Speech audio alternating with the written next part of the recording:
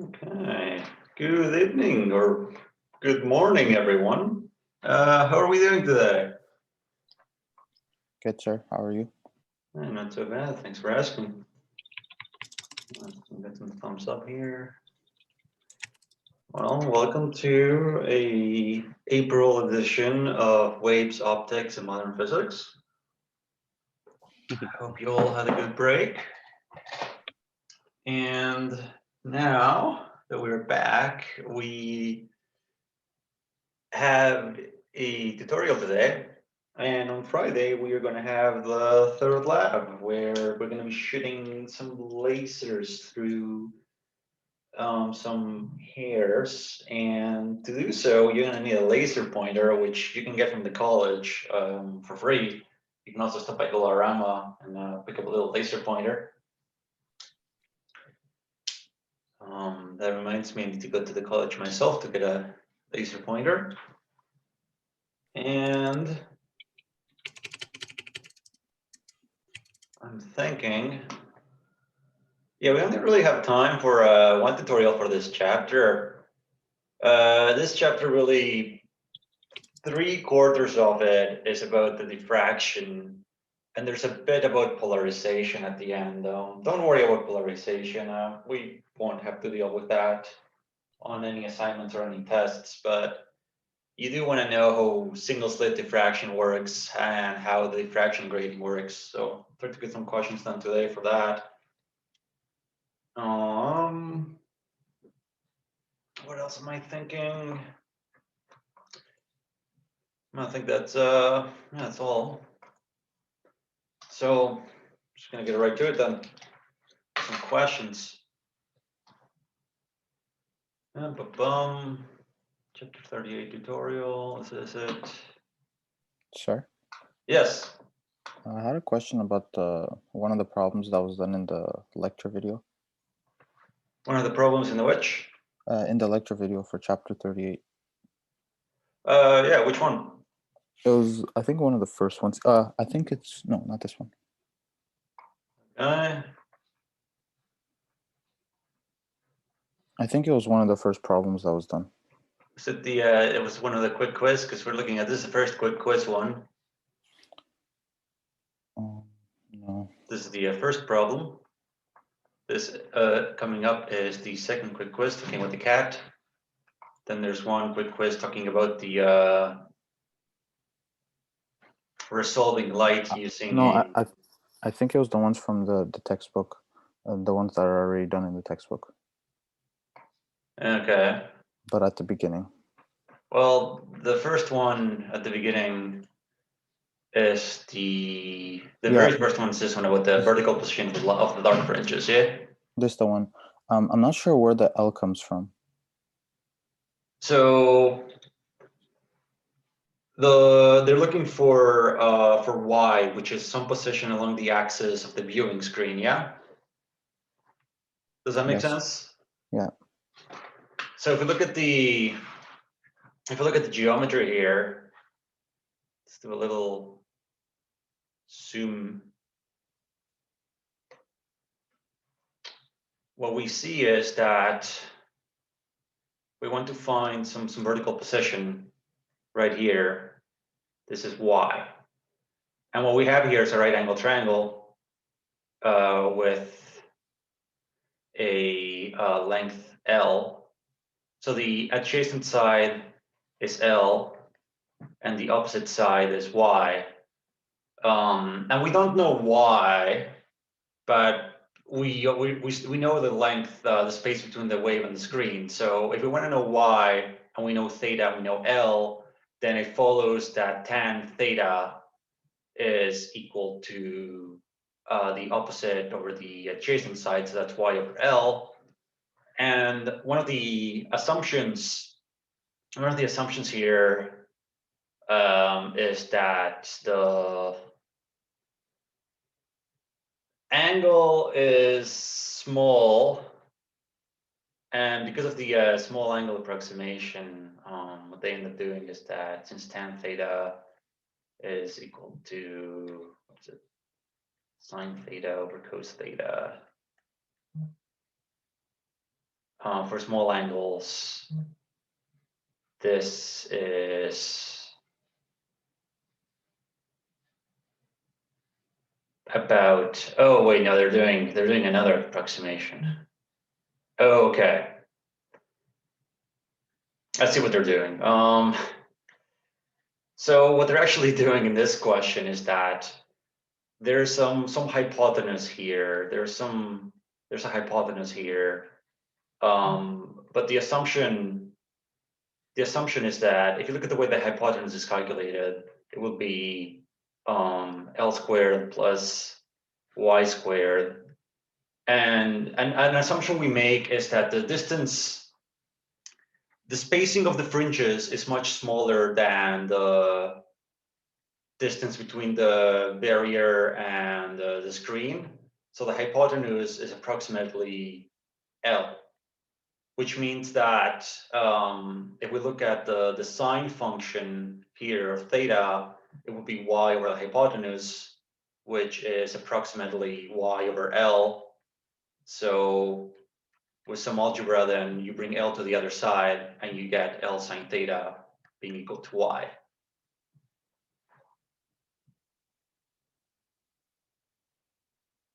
Okay, I understand. Okay, Thank yeah, you. so basically they're saying that this distance, when y is really small, this distance here is basically the same as this distance, which is L.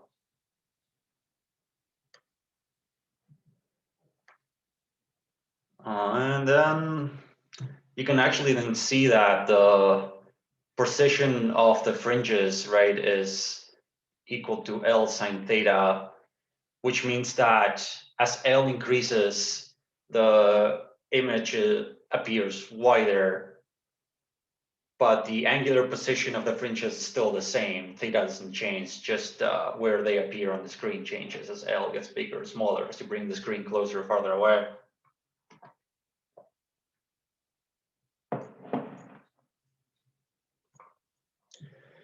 So just to do a quick review, yeah, you should light through a single slit in what you could say diffraction pattern, which happens because using Huygens principle, it turns out that every point on the slit is a point source. So light coming from different parts of the slit interferes with itself, creating a diffraction pattern.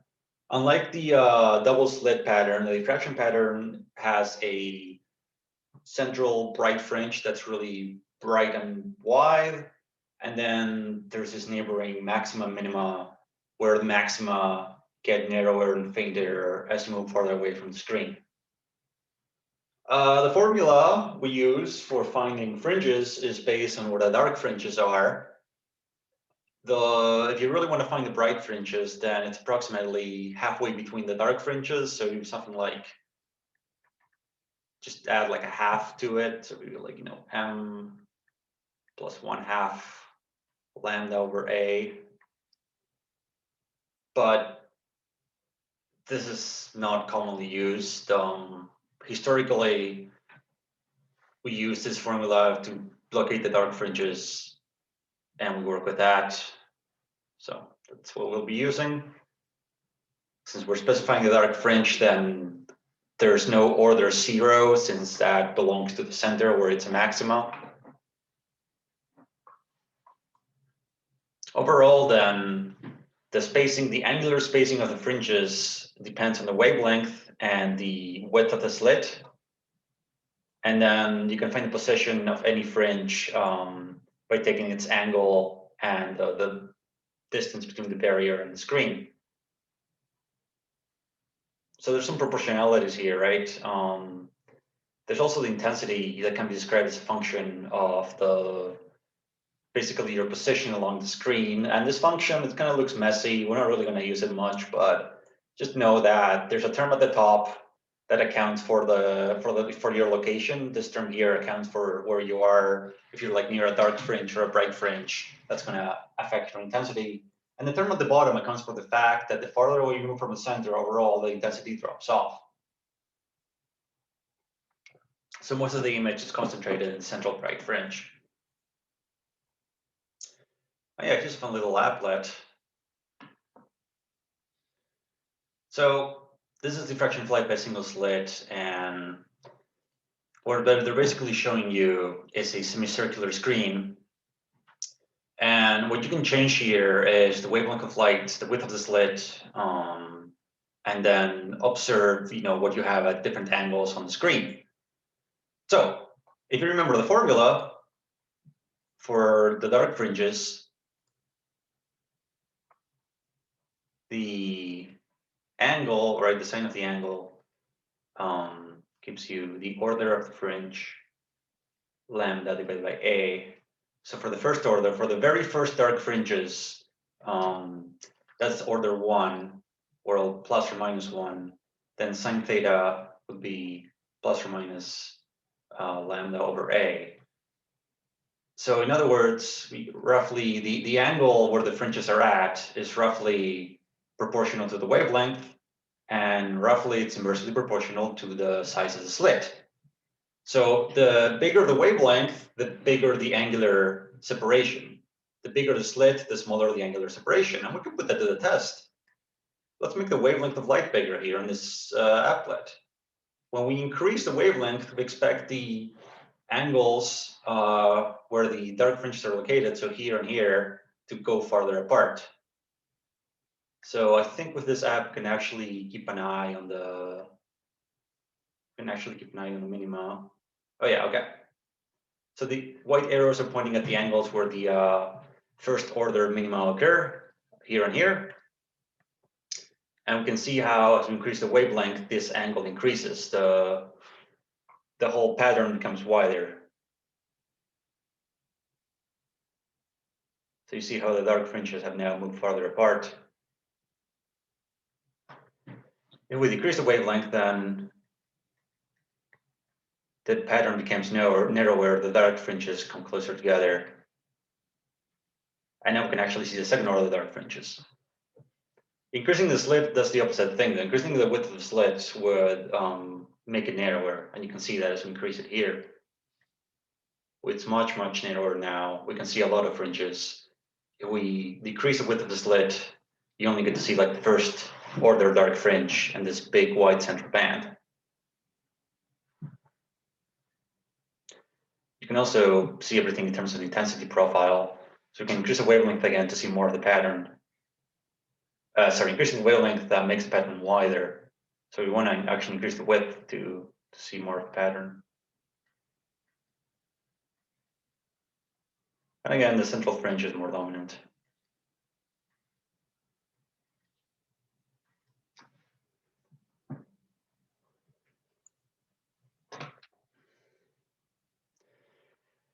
It turns out that light is diffracted when you look at them through an optical device. So if you look at a star, that starlight does get diffracted, and most of it's still like in the center.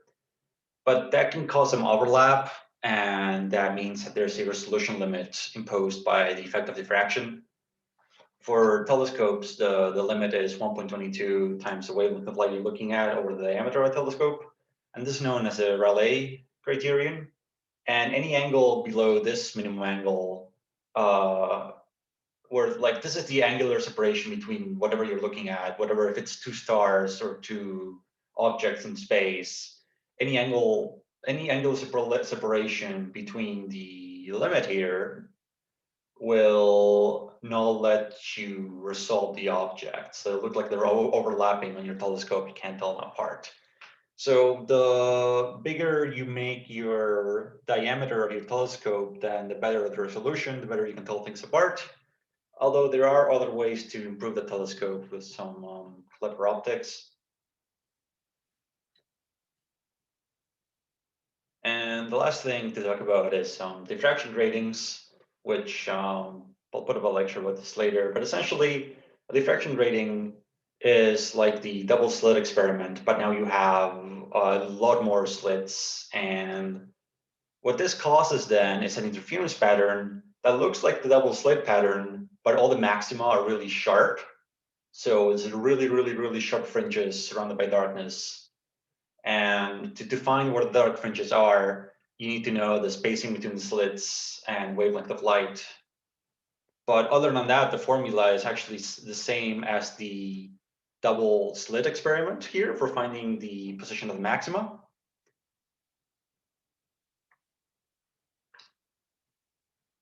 And so, yeah, the diffraction grating,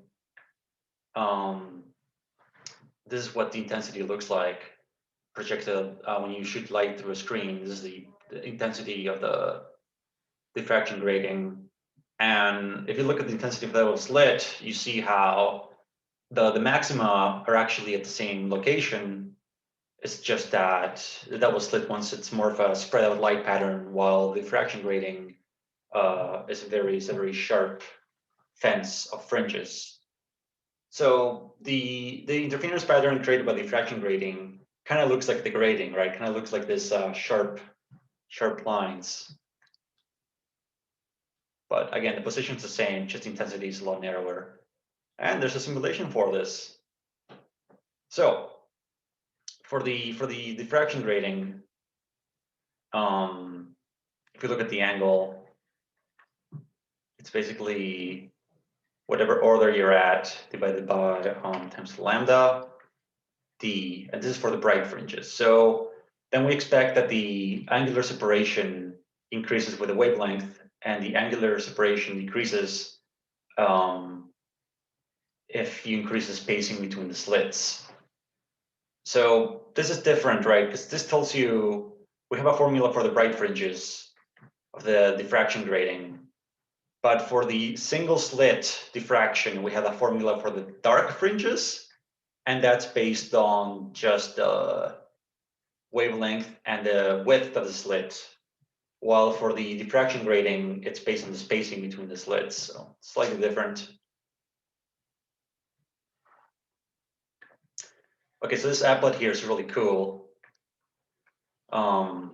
They have a diffraction grating and a laser. Right now, the diffraction grating is not in front of the laser, but you can press a button here to make it, put it in place. And so laser shoots light, and the light diffracts through all the slits in the grating, and you end up getting a pattern on the wall of very sharp peaks.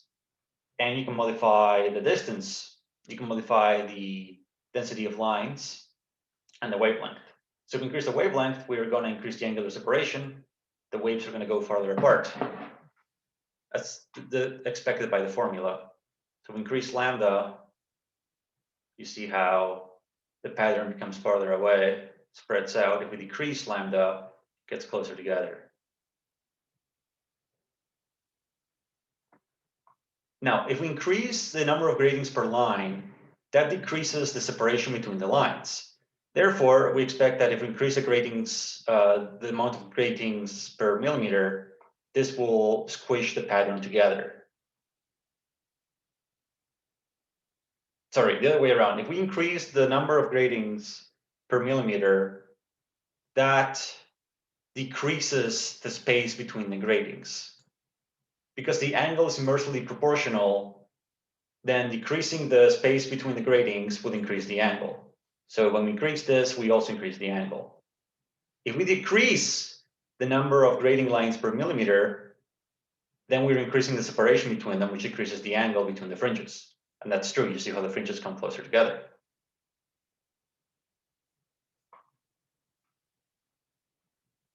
Finally, we can change the screen to grating distance. That's L. And remember that the vertical position of the fringes is equal to L sine theta. In other words, if we increase L, we would then increase the separation, the horizontal separation of the slits on the screen. If we decrease L, then we expect the vertical separation to decrease as well. So let's do that. Let's bring the screen that's 10 meters away, let's bring it closer together. And as you do that, you see how in your measurement of the screen, the slits are effectively closer together. Sorry, the fringes are closer together. Now, if we move the screen farther away, they're spaced farther apart on the axis of the screen. Note that the angle of each fringe doesn't change, just the position.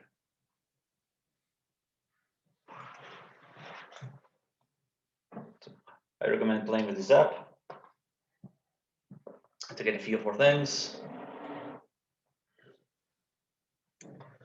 And I thought we'd do some questions. Okay.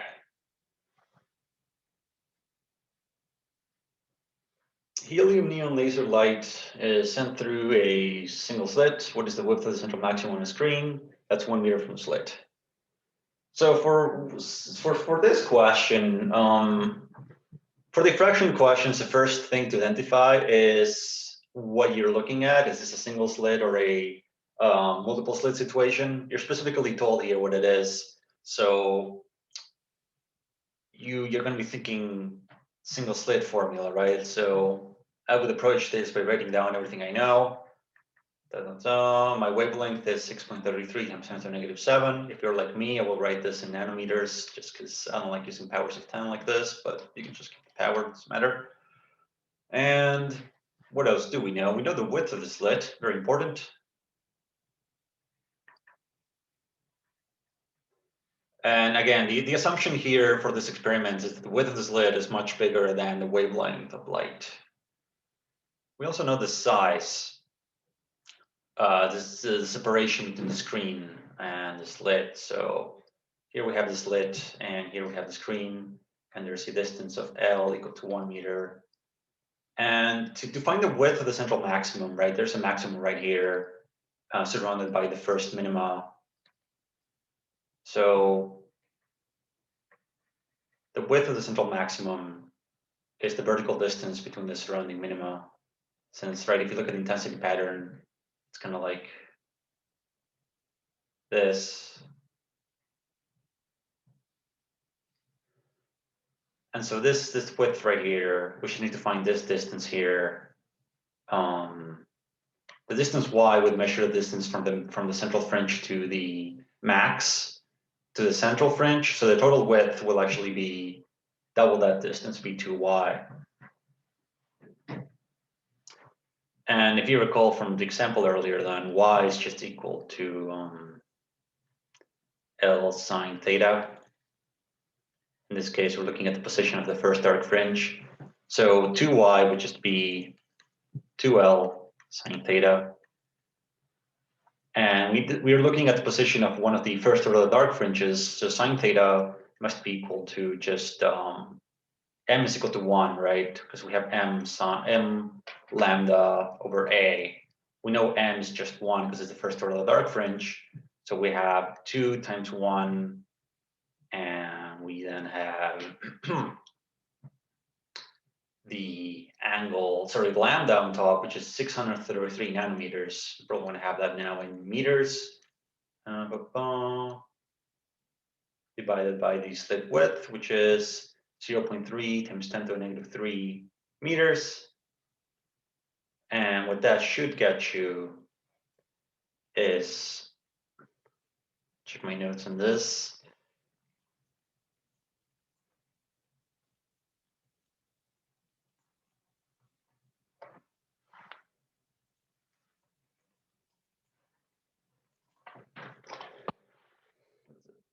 (2.1 times 6), which probably on my calculator on this, -9 divided by 0.3 e to the -3. Okay. So I get 44 times 10 to the -4. In other words, your answer is 4.2 millimeters. Sir? Yes.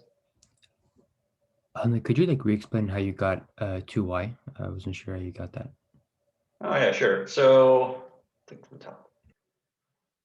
So basically, we have our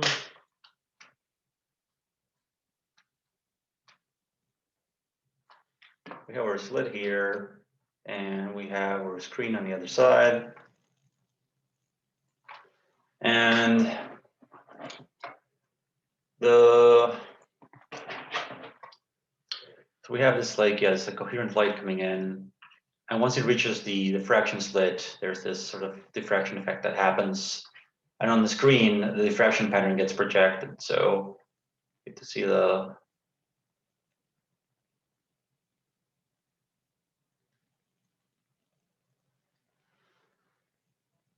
So this is kind of like the intensity of the diffraction pattern, right? There's this is central maxima right here.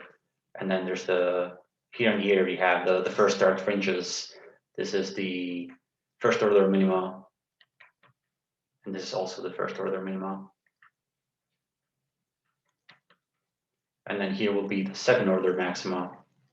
And also here.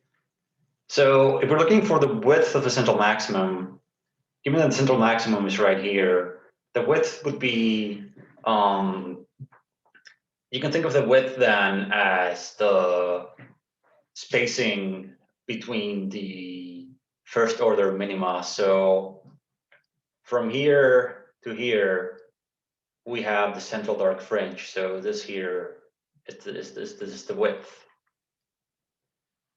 Because this is symmetric, then we can cut this in half and note that the distance from the central maxima to one of the minima is y. And this is a symmetric projection. So the distance from the maxima, from the central fringe to the minima below it here is also y. So that then the total width must be 2y.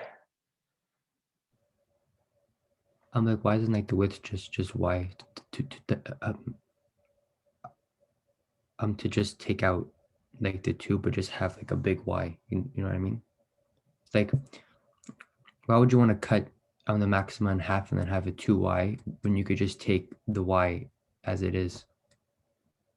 Because if you calculate the y as it is, that just tells you the distance between the center to the first dark fringe, right? It will just tell you this distance right here. So that won't give you the total width. Okay. That will give you half the width, right? Yeah. It makes sense. Okay, thank you. Whereas if you're looking at the screen head on, right, you see this like bright fringe, and then kind of gets darker, and then you get the minima here, and then you have like a maxima show up again. So what we're looking at is this distance right here.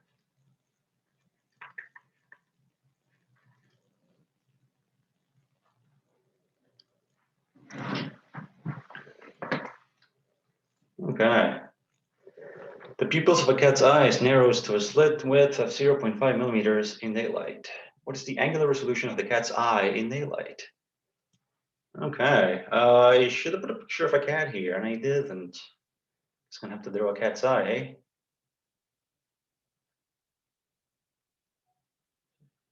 So your cat's eyes are like vertical slits.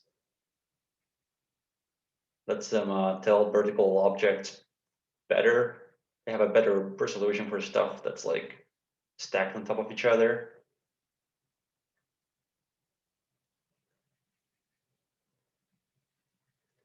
And if we're treating the resolution of the cat's eye as a kind of like a narrow slit, then there's a formula we know for the resolution for the minimum angle between two objects that can be resolved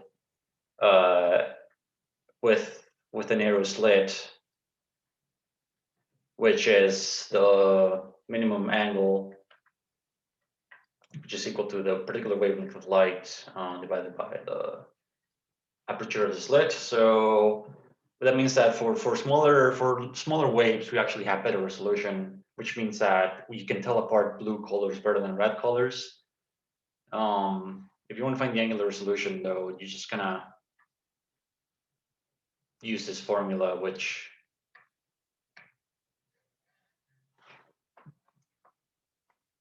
would give you you know the wavelength and you know the size of the aperture. So if you plug this into your calculator, you should probably get about, it's 500 times 10 to the negative 9 minus 3, you should get about 1 times 10 to the negative 3.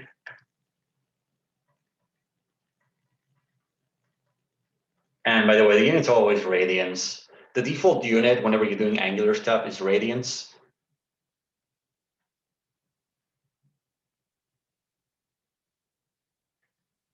And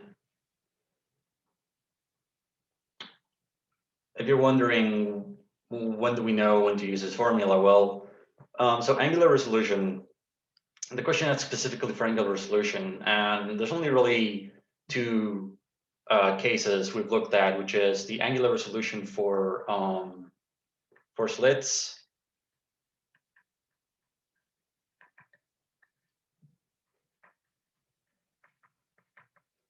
which is just the ratio of the, and this is derived from the Rayleigh criterion. This is derived from the fact that their solution limit occurs when you have two images and there's a critical angle theta min where the minimum, the first order minimum of one image overlaps with the central fringe of the other image. And at this point, you can still tell them apart, but if they come any closer together, they begin to overlap and you can't tell them apart. So this is where the angular position of one of the minima occur. And the actual formula is using a sine function. The actual derivation is a sine function, but there's an assumption here that the angle between them is small enough that you can use small angle approximation and just say this is, approximately just theta min. And for this question, you know that it's asking for angular resolution, and there's a hint here that the pupils of a cat's eye narrows to a slit width. So kind of has to get you thinking about the eye as a slit. So angular resolution has a term here for the width of the slit. It's kind of the hint as to work this formula out. There's another formula for angular resolution, which is for circular slits or circular apertures. That's a hard word. For circular apertures, the angular resolution is actually a little bit bigger. There's a factor here due to the geometry of the circle, which is, again, with the small angle approximation, you don't have to use sine. You could just have the critical angle is equal to 1.22 the wavelength of light you're trying to resolve divided by the diameter of the circle. So a question probably won't tell you, oh, you're working with a circular aperture. It'll just tell you, you have a telescope, what's the angular resolution? And when you're told it's a telescope, that's a hint that you want to use the circular aperture formula. Sir? Yeah. Like that equation says, so it's like 1.22 times lambda over a, or it's what's over the d. It's written in terms of the diameter of the circle. So that's a d? Yep. Okay, thank you.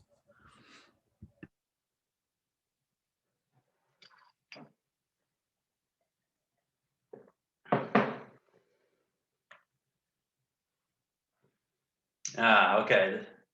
This question. So you're basically shooting light into a semicircular screen. And the only thing you know is that the width of the slit is like 4.3 times the wavelength. And we can actually show this in the example here, because this is exactly what's happening. We have a semicircular screen, and all we know is that the width of the slit is 4.3 times the wavelength.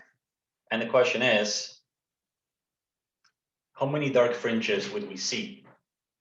Now you can do this mathematically, and we will, but let's just do this here on the graph. We know that whatever the wavelength is, the width of the slit is 4.3 times bigger. So let's make the wavelength be, I don't know, 400. And let's make the width of the slit be 4.3 times that. So it would be 400 times 4.3. That would be 1,720 nanometers for the width of the slit. Okay, so, and then the question is, how many dark fringes do we see? Well,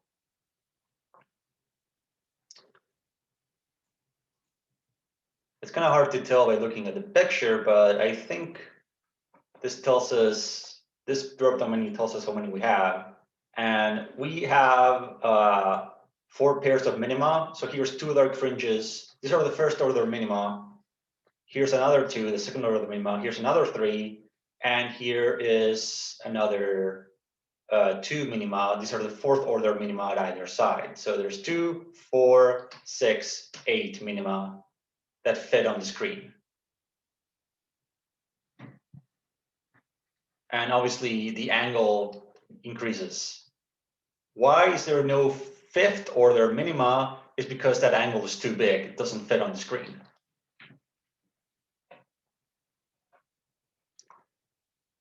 If we want to do this mathematically, though, we need to think about the angular position of each fringe, right? It's sine theta of the dark fringes is equal to m lambda over a.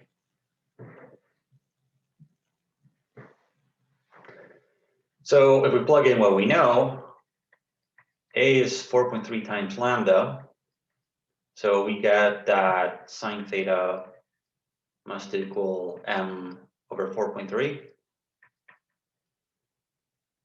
So the angles, the possible angles we have, since m has to be plus or minus 1, plus or minus 2, or whatever, the possible angles that we have are based on the arcsine function.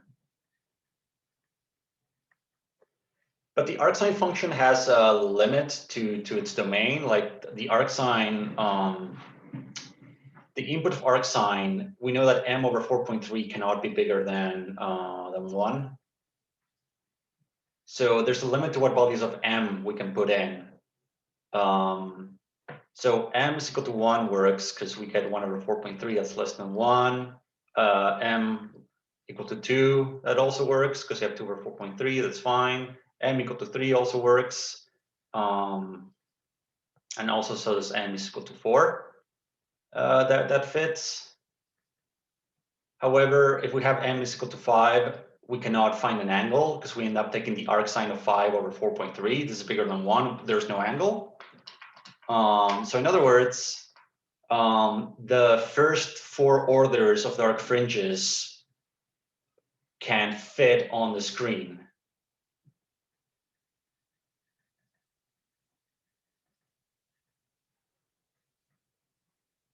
And remember that every order has 2 fringes. So there's 2 fringes for every possible order. There's 4 possible orders. So we have 8 fringes, 8 dark fringes.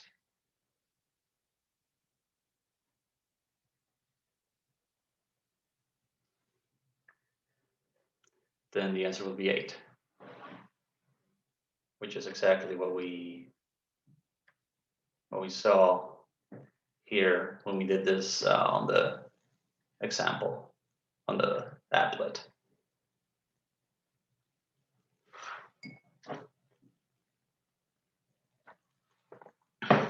Okay.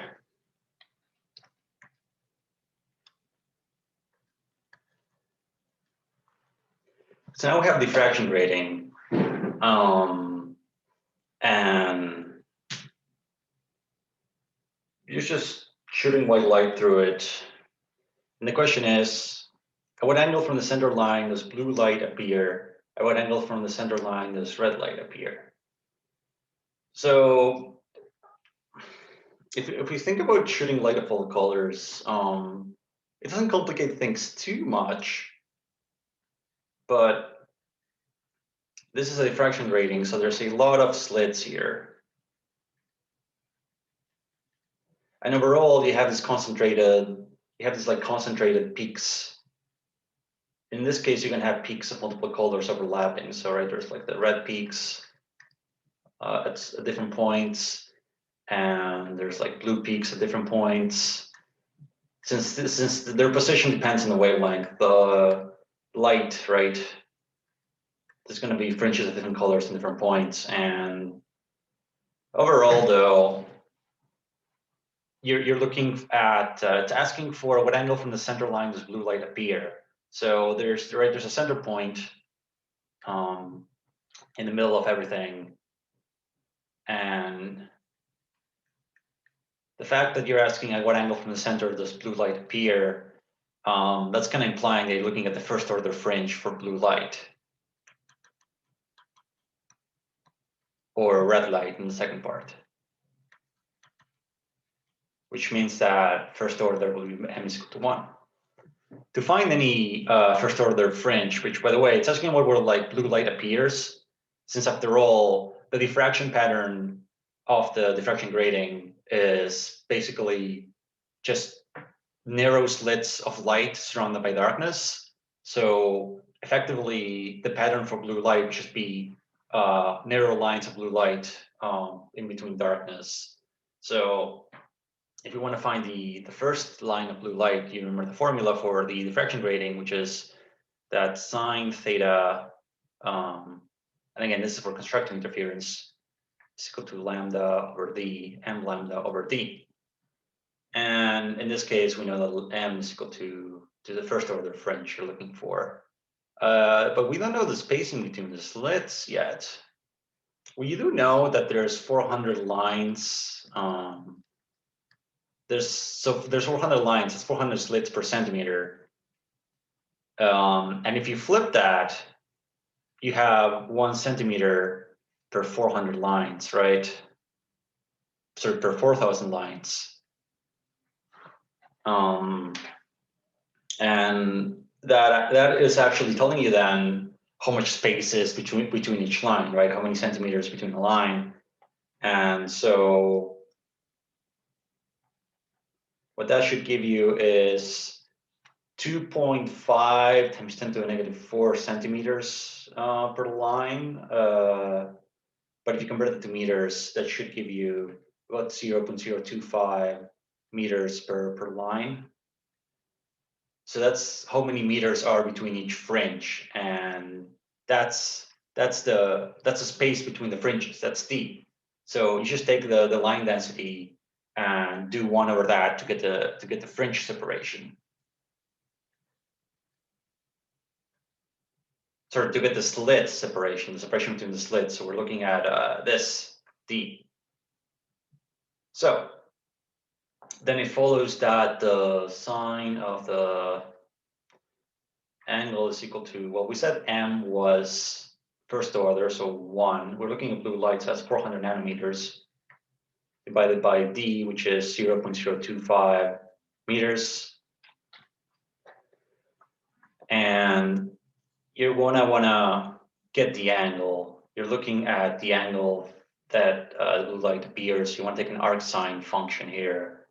And for this, I think you get an angle of 9.21 degrees.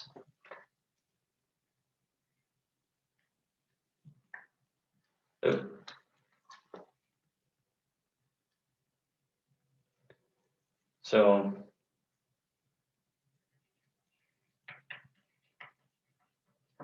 again, right, I'm dividing 400 nanometers. Don't forget to convert to meters, because your arcsine question may blow up if you don't have units properly set up, because you might get a number bigger than 1.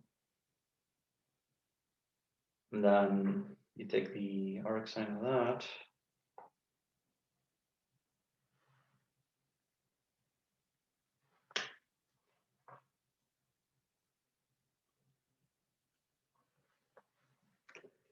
So you can do the same thing again for where the red light is, right? You can look at the angle for the first red, for the first time the red fringe appears, so for the first line of red you see.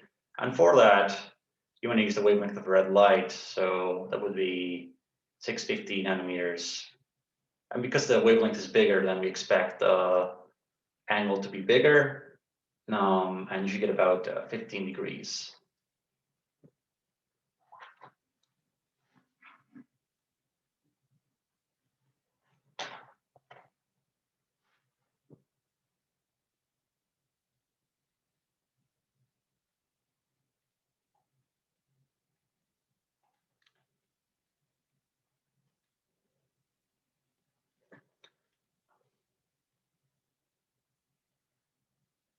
Oh, wait, I did this backwards, eh? This should be, if you convert this to meter, you should get 2.5 times 10 to the negative 6 meters per slit. So for this, you should then do, yeah, 2.5 times 10 to the negative 6 meters. Because yeah, if you plug that in for 100 nanometers over 2.5 times 10 to the negative 6, that should give you 0.16. You take the arc sine of that, and you get 9 radians. Sorry, you get 9 degrees. So yeah, so this is actually the same thing you would do for a double slit diffraction. It's just that now there's the extra step of finding the slit separation by taking the slit density and just doing 1 over that to get the separation.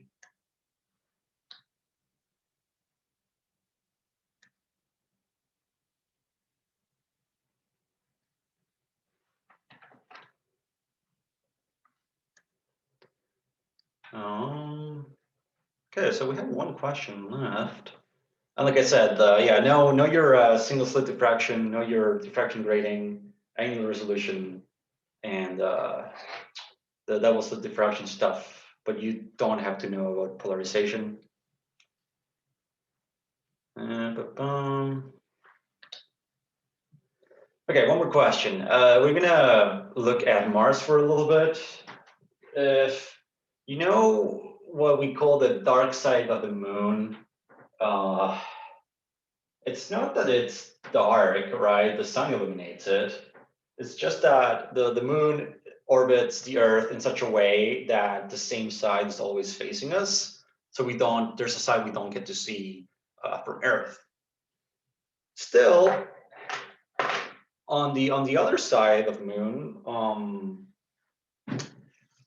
the nice thing about setting up an observatory on the other side of the moon is that there's no light from Earth reaching it. And yeah, it still gets sunlight from time to time, but there's points where it doesn't get sunlight and doesn't get light from Earth, so it's a lot darker at certain points of the month than the bright side of the moon that's facing us. That side of the moon, no matter what, it's always getting light from Earth. So the question here is saying that we were building a telescope on the other side of the moon, so light from Earth doesn't bother it, and when it's dark, then you kind of get like pretty good vision of the rest of the solar system. So how good of an angular separation will it have if it was trying to find some rovers on Mars? Now, Mars is still pretty far away, so you're not going to be able to tell ants apart in Mars.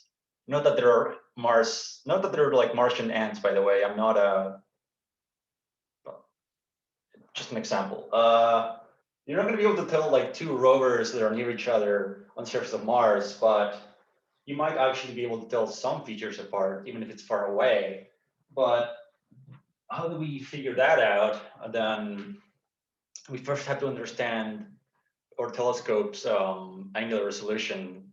And then based on that, we can convert that to a physical distance that we can tell stuff apart if we're looking at Mars.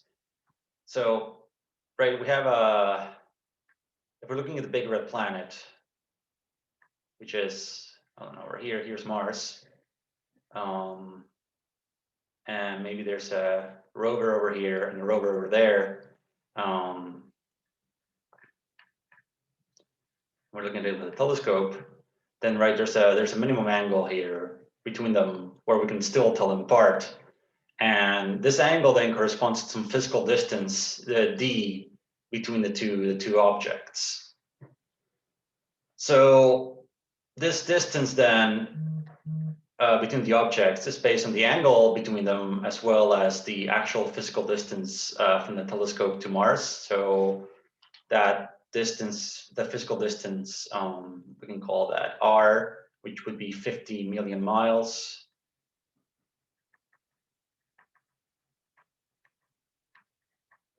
And for like a small angle like this, since the things are so far away, you can kind of treat the distance as an arc length. So d is approximately the distance from the telescope to Mars times the angle between them.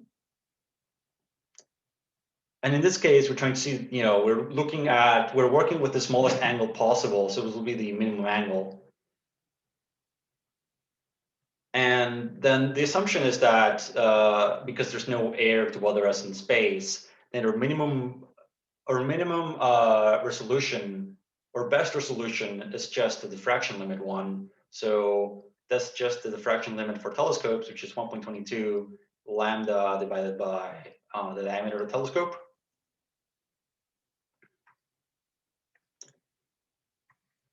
So we can figure out this angle, and we know, right? We know the diameter of the telescope is 5 meters. It's pretty wide. It's a pretty wide telescope. You're really going to need a big project to get that built in the moon, because a 5-meter telescope is right. It's like imagine this telescope, but even bigger than a car. That would be what you need for a 5-meter telescope in diameter. And then you're assuming that you're looking at objects in Mars that emit visible light. So let's say on average, they're emitting 500 nanometer light, that's in the visible range. So if you want to find the limiting angle, then just gonna plug that in. 1.22, 500 nanometers divided by the diameter would be. So don't forget the factor of 1.22. I forgot it when I first did this question. That's going to get you. 5. So the resolution is actually really good. It's 1.22 times 10 to the negative 7 radians.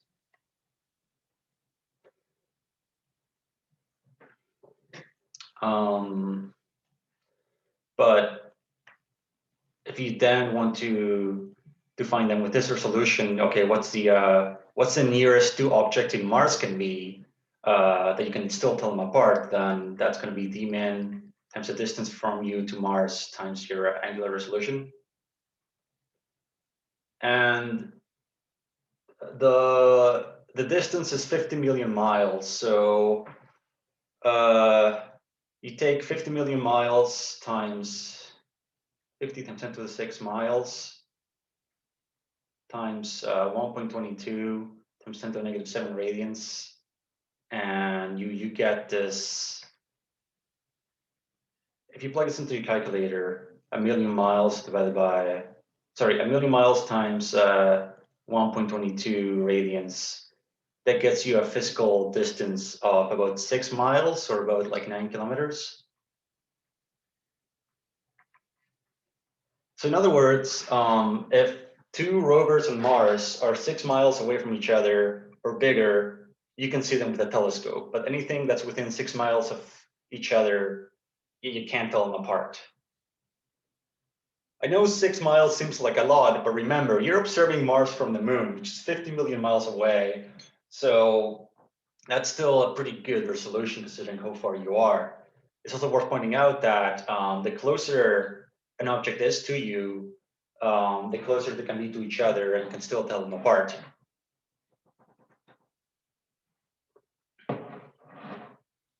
So that is it for this tutorial. On Friday, we'll do a lab on diffraction. So please get your laser pointers from college if you can. And next week we'll start the next section of the course, modern physics. We'll look at relativity for a bit, and in 2 weeks' time, we'll have the second midterm, which I promise you will be a lot simpler than the first midterm. There's going to be no conceptual questions, and even tell you what, I'm going to throw in a bonus question at the end, so that you can get bonus marks on it, and whatever you don't get the question right, it's still you don't lose points or anything. So little bonus there. And what am I forgetting about? Oh yeah, try to get the second lab handed in. Try to get the third assignment and second lab done before we do the third lab on Friday.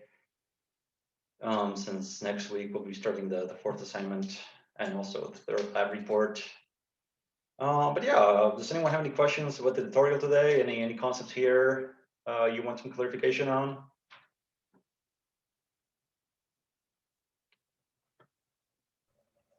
Like what chapters will be covered on the midterm? So yeah, the midterm will do everything from lights and optics. So that will be chapters 35, 36, 37, and chapter 38 up to the diffraction grading, no polarization. So up to, okay, perfect. Thank you. Yeah, so know your laws of reflection, know your critical angles of refraction, know your lenses, know your mirrors, know your thin film interference, know your double slit diffraction, your single slit diffraction, and your diffraction grading, and your angular resolution. I'll write this down. You don't have to scribble everything I just said, but I am trying to, for lack of a better word, trim the fat for this midterm, so that and I'm not gonna make you do like a double lens situation. It's just gonna be like a single mirror or single lens. Nothing too wild. So if you can figure out an item, an image from a single lens or a single mirror, then you'll be good to go for this midterm. Could you send us like practice problems like you did last time? Yes. Let me send you practice problems, especially because the diffraction grading stuff is not on your assignment, and there's definitely going to be a diffraction grading question. So I want to get you practice on that. So I for sure will. And we'll also do a review class before the midterm so that we're all on the same page as to what you need to know. Anyways, we're gonna get kicked out of the classroom in about 3 minutes, eh? So if you have any more questions, please feel free to mail me. Office hours are at 7 on Monday, as always. And otherwise, I wish you a good rest of the week, and we'll see you on Friday with Eli for the lab. All right, take care, everyone. Thank you, sir. Have a good day. Oh, you're welcome. You too.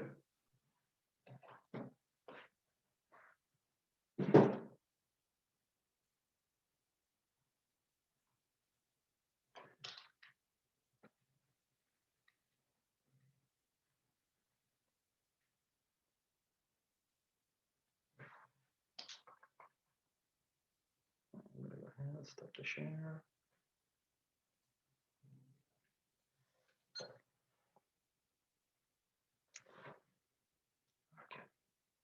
Yeah, I'm just going to go ahead in the meeting since your next class is starting soon. But once again, I wish you all a good week.